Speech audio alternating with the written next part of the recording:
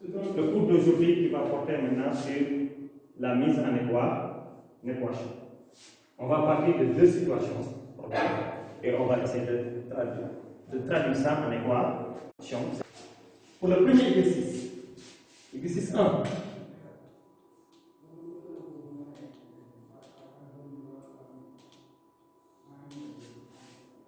La première chose que je vais faire, je vais d'abord commencer à faire la lecture. Faire lire, les doigts lire et beaucoup lire la situation. Pourquoi on lit? On lit pourquoi. Plusieurs fois. Moi, je préconise qu'on doit lire au minimum 3 fois.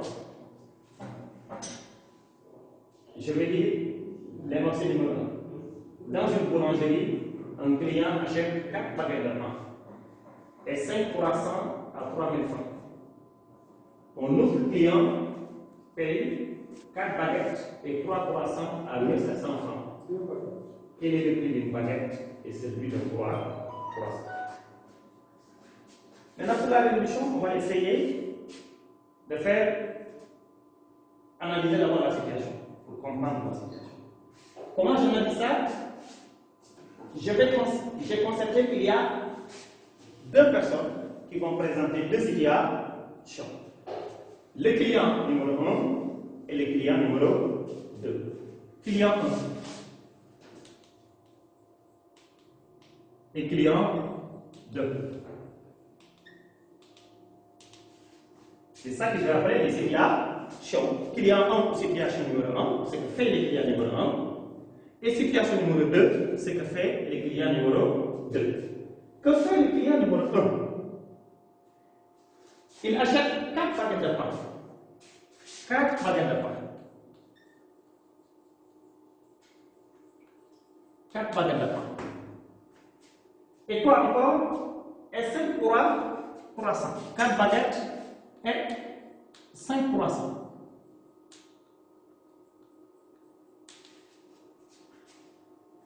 Tout cela, combien doit-il payer? Il paye 3 000 francs. Voilà ce que fait le client numéro 1, que j'appelais la situation numéro 1. Que fait maintenant le client numéro 2? Lui, il paye 2 baguettes.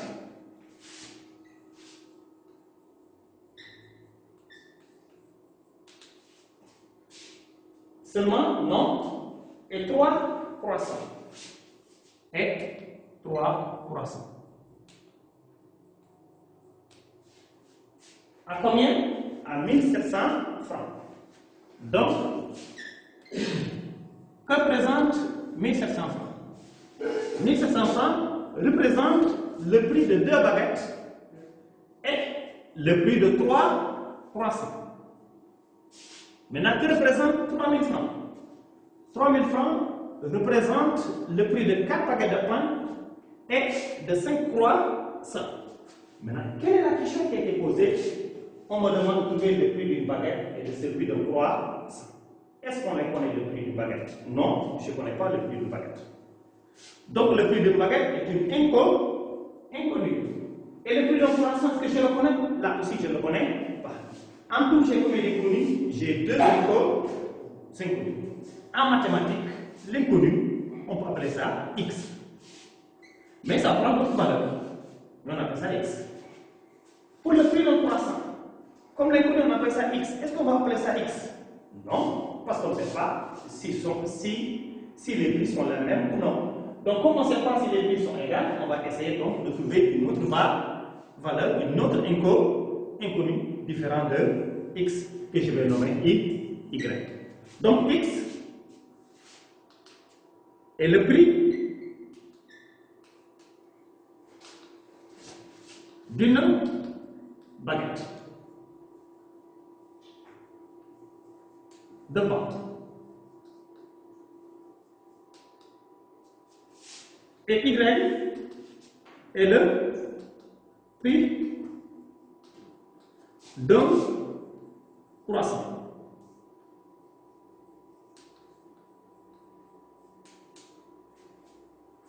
Très bien. Si j'appelle x le prix d'une baguette et y le prix d'un croissant, maintenant comment je vais faire maintenant pour trouver les 3000 francs. Pour cela, je dois connaître quoi?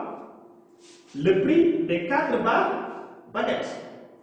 Donc, je calcule le prix des 4 baguettes. Le prix des 4 baguettes. Le prix des 4 baguettes est égal à quoi? 4 fois x. Et j'appelle simplement 4x. Et maintenant, je cherche le prix des 5 croissants. Et le prix de 5 croissants est égal à quoi? 5. Est-ce que je multiplie par x? Non, x est le prix d'une baguette. Mais je dois multiplier par y, qui est le prix d'un croissant. Multiplié par y, ça va donner 5y. D'accord? À quoi égal à 5x plus 5y? 5x plus 5y est égal à 3000.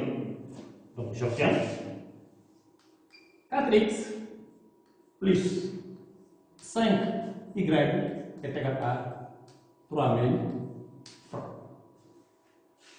D'accord? Je fais la même chose avec la situation numéro 2, c'est-à-dire ce que fait le client numéro 2.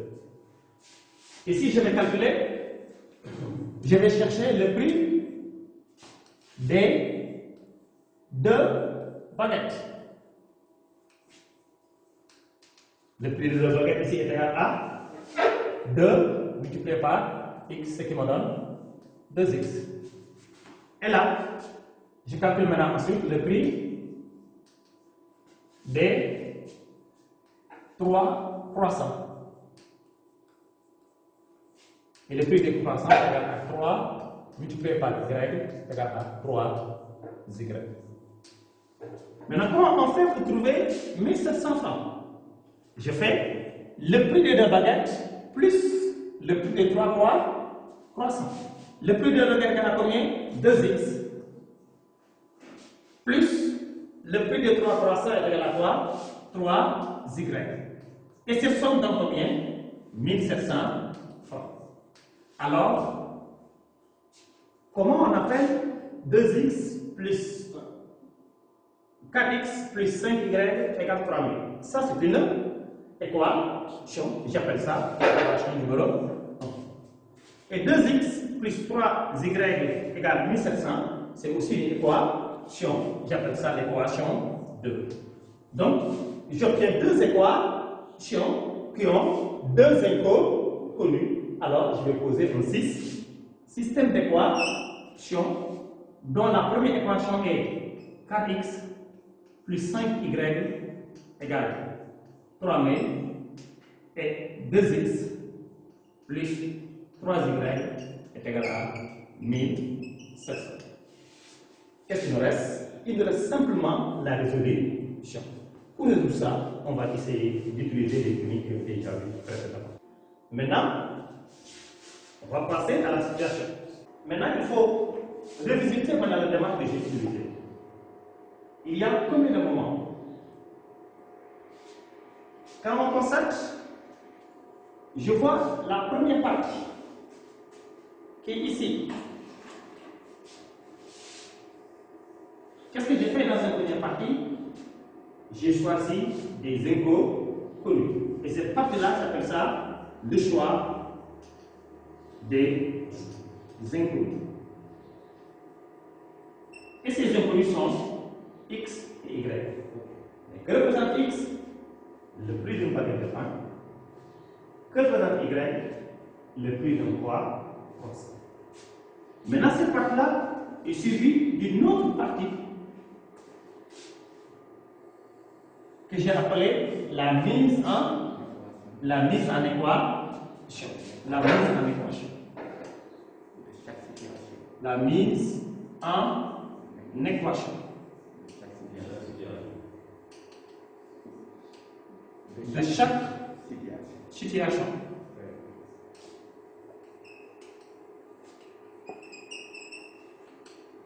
La situation numéro 1 et la situation numéro 2, j'ai traduit ça en équation. Voici l'équation qui correspond à la situation numéro 1.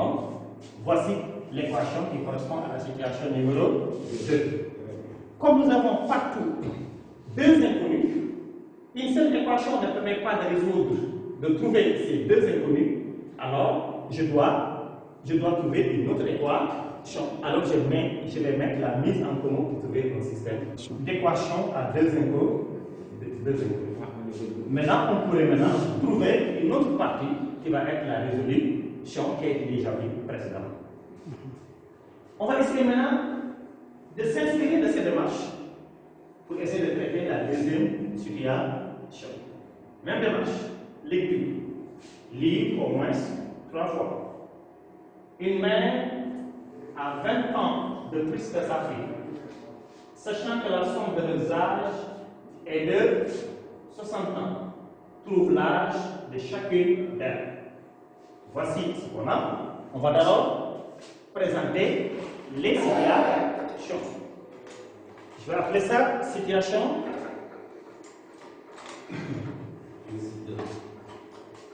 exercice 2.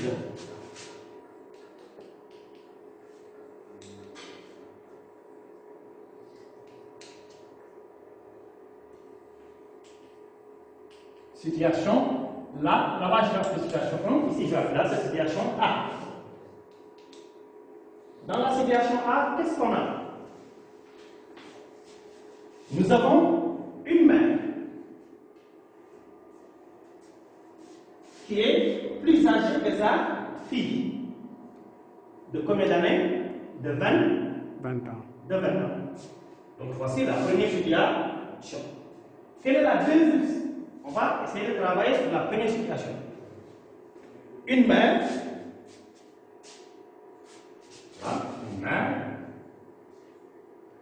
plus âgée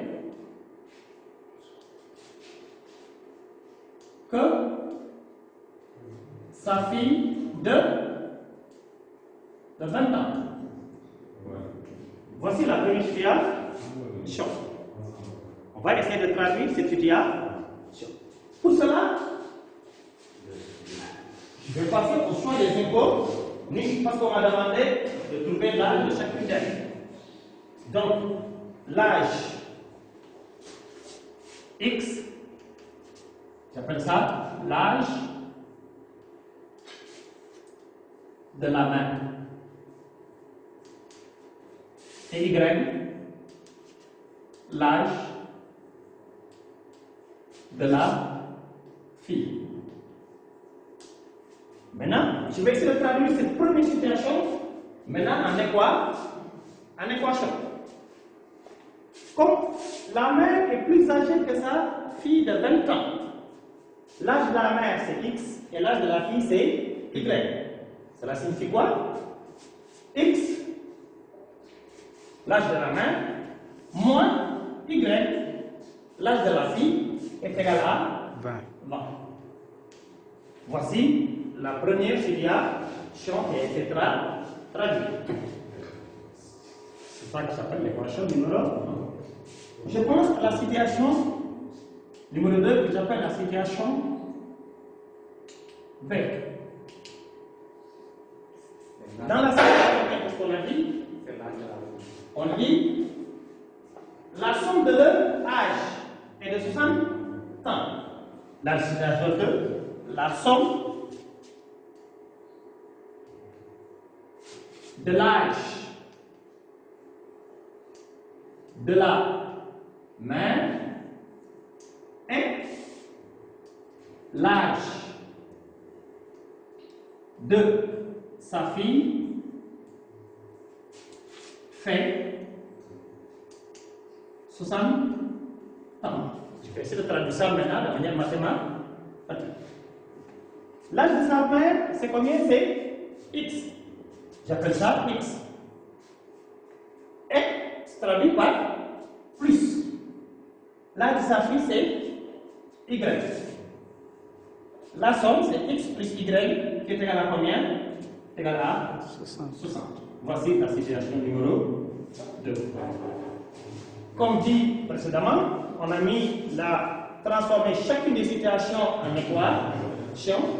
Comme aucune situation ne peut être seule donner des solutions, on va poser un système d'équations pour essayer de les résoudre. Voici cette équation. X moins Y est égal à 20. Ensuite, X plus Y est égal à 60. Voilà. J'ai un système d'équations qui me permettent, en utilisant les méthodes précédentes, de trouver X et de trouver Y. X, l'âge de la mère, et Y, l'âge de la fille. Maintenant, pour résumer simplement la mise en équation, il y a un certain nombre d'étapes qu'il faut respecter. Première étape, c'est d'abord le choix des inconnus. Deuxième étape, c'est la mise en équation qui peuvent être traduites en système.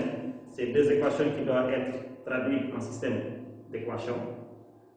Troisième étape, il y a la résolution. On va utiliser une des techniques.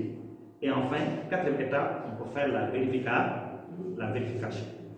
Nous sommes arrêtés seulement aux deux premières étapes parce que le reste, je pense, a été vu dans les séances précédentes.